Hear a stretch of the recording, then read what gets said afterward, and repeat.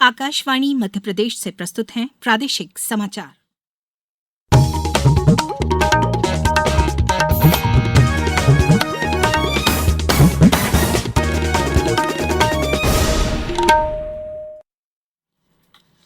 नमस्कार, समाचारों के साथ मैं राना शाहिद।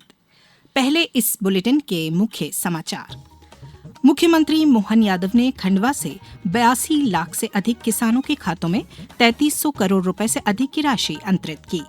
लोकसभा में आज लोक परीक्षा अनुचित साधन निवारण संशोधन विधेयक 2026 पेश किया गया।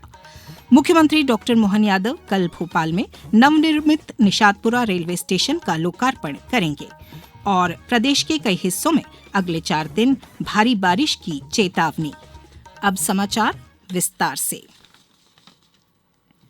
मुख्यमंत्री डॉक्टर मोहन यादव ने आज खंडवा में आयोजित बलराम कृषि महोत्सव में मुख्यमंत्री किसान कल्याण योजना के तहत 82 लाख से अधिक किसानों के खातों में 3300 करोड़ रुपए से अधिक की राशि सिंगल क्लिक के माध्यम से अंतरित की। इस अवसर पर उन्होंने कहा कि राज्य सरकार आने वाले दिनों में किसानों को खेती के लिए दिन के समय में भी बिजली उपलब्ध कराने की दिशा में काम कर रही है।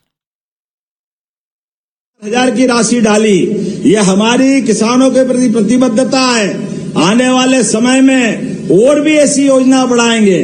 अभी तो किसानों को रात में बिजली मिलती है। हमारा प्रयास है इसी बारिश के सीजन के बाद किसानों को दिन में बिजली देंगे। दिन में जोरदार ताली बजाए, रात की बिजली की झंझट खत्म। मुख्यमंत्री ने खंडवा में नई पुलिस बटालियन स्थापित करने और मूंदी खंडवा मार्ग के निर्माण के लिए 15 सितंबर से पहले टेंडर जारी करने की भी घोषणा की। लोकसभा में आज लोक परीक्षा अनुचित साधन निवारण संशोधन विधेयक 2026 पेश किया गया। पहले स्थगन के बाद सदन की कार्यवाही फिर शुरू होने पर कार्मिक, लोक शिकायत और पेंशन राज्य मंत्री डॉक्टर जितेंद्र सिंह ने यह विधेयक सदन में प्रस्तुत किया। मैं लोक परीक्षा अनुचित साधन निवारण विधेयक 2024 में संशोधन करने के लिए लोक परीक्षा अनुचित साधन निवारण संशोधन विधेयक 2026 प्रस्तुत करने का प्रस्ताव रखता हूं। धन्यवाद अध्यक्ष महोदय। विधेयक पेश किए जाने के दौरान विपक्षी सदस्यों ने नीट मुद्दे पर विद्यार्थियों के विरोध प्रदर्शन के दौरान पुलिस की कथित कार्रवाई पर चर्चा की मांग करते हुए हंगामा किया।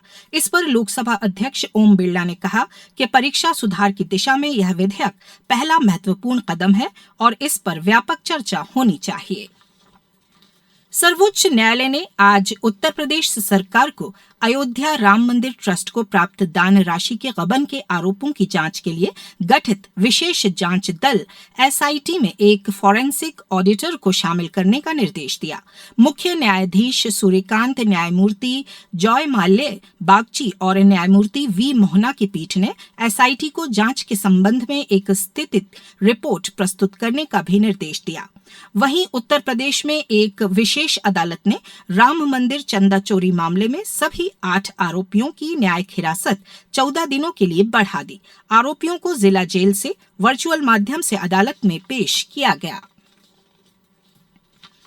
मुख्यमंत्री डॉक्टर मोहन यादव कल भोपाल में नव विकसित निशातपुरा रेलवे स्टेशन का लोकार्पण करेंगे। इसके बाद स्टेशन से यात्री रेल सेवाओं का नियमित संचालन शुरू होगा। इंदौर रूट की प्रमुख ट्रेनों का संचालन इसी स्टेशन से होगा और मालवा एक्सप्रेस तथा सोमनाथ जबलपुर एक्सप्रेस का ठहराव भी यहीं होगा। आज सहकारिता मंत्री विश्वास कैलाश सारंग ने कहा कि इससे राजधानी के रेल नेटवर्क को मजबूती मिलेगी और लाखों यात्रियों को सीधा लाभ होगा। अब समाचारों में वक्त है ब्रेक का।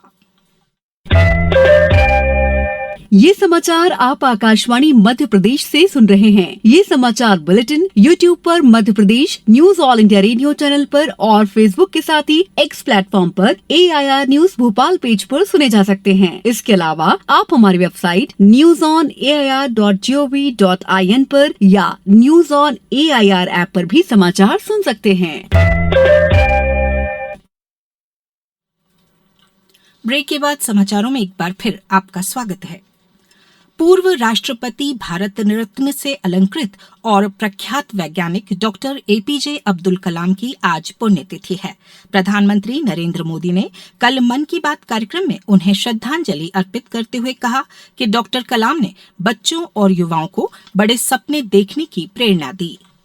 27 जुलाई को भारत रत्न डॉक्टर एपीजे अब्दुल कलाम जी की पुण्यतिथि है। डॉक्टर कलाम के व्यक्तित्व में कई प्रेरक रूप थे, लेकिन उनके हृदय के सबसे करीब एक शिक्षक की भूमिका थी। वे बच्चों और युवाओं को बड़े सपने देखने के लिए प्रेरित करते थे।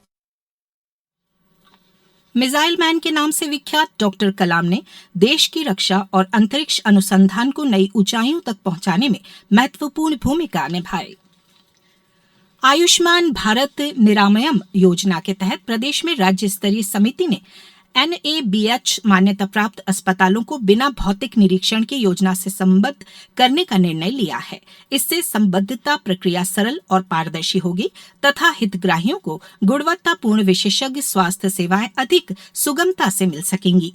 इस निर्णय के तहत सुयश अस्पताल इंदौर और चित्रकूट अस्पताल जबलपुर को योजना से संबद्ध किया गया है। उप मुख्यमंत्री राजेंद्र शुक्ल ने आज भोपाल में मुकुंदपुर व्हाइट टाइगर सफारी के विस्तार और उन्नयन की समीक्षा करते हुए अधिकारियों को मास्टर प्लान के अनुसार समयबद्ध कार्यवाही के निर्देश दिए। उन्होंने कहा कि सफारी को विश्व स्तरीय वन्य जीव संरक्षण और इको टूरिज्म केंद्र के रूप में विकसित किया जाएगा। इसके लिए आधुनिक वन्य जीव सुविधाओं, संरक्षण प्रजनन केंद्रों और पर्यटकों के लिए बेहतर सुविधाओं को प्राथमिकता दी जाएगी। प्रदेश में मानसून एक बार फिर पूरी तरह सक्रिय हो गया है। मौसम विभाग ने अगले 4 दिनों तक प्रदेश के कई हिस्सों में तेज से अति भारी बारिश की चेतावनी जारी की है। उमरिया, शहडोल, अनूपपुर, डिंडौरी, मंडला और बालाघाट में भारी बारिश का अलर्ट है, जबकि भोपाल, इंदौर और ग्वालियर समेत प्रदेश भर में हल्की से तेज बारिश का दौर जारी रहेगा। इस मानसून सीजन में अब तक औसत से करीब 15% कम बारिश दर्ज की गई है। मुख्यमंत्री डॉक्टर मोहन यादव ने ISSF शूटिंग विश्व कप 2026 की महिला 25 मीटर पिस्टल स्पर्धा में ईशा सिंह के स्वर्ण और मनु भाकर के कांस्य पदक जीतने पर दोनों खिलाड़ियों को बधाई दी है। उन्होंने कहा कि यह उपलब्धि उनके कठिन परिश्रम और समर्पण का परिणाम है तथा इससे देश का गौरव बढ़ा है। पर्यटन मंत्रालय ने एयर इंडिया के साथ मिलकर प्रतिष्ठित इनक्रेडिबल इंडिया ब्रांड के अंतर्गत भारत को एक पसंदीदा वैश्विक पर्यटन स्थल के रूप में बढ़ावा देने के लिए साझेदारी की है।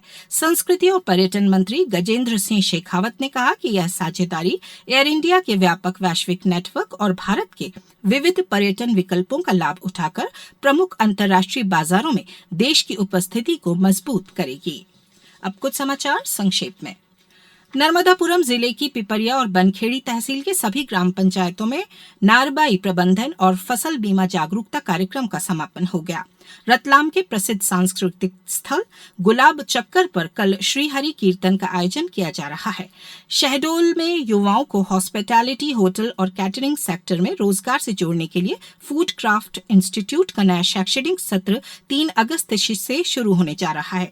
ग्वालियर स्थित जिला पंचायत सभागार में आज राज्य अनुसूचित जाति आयोग के अध्यक्ष डॉक्टर कैलाश जाटव की अध्यक्षता में जनप्रतिनिधियों की एक महत्वपूर्ण बैठक आयोजित की गई।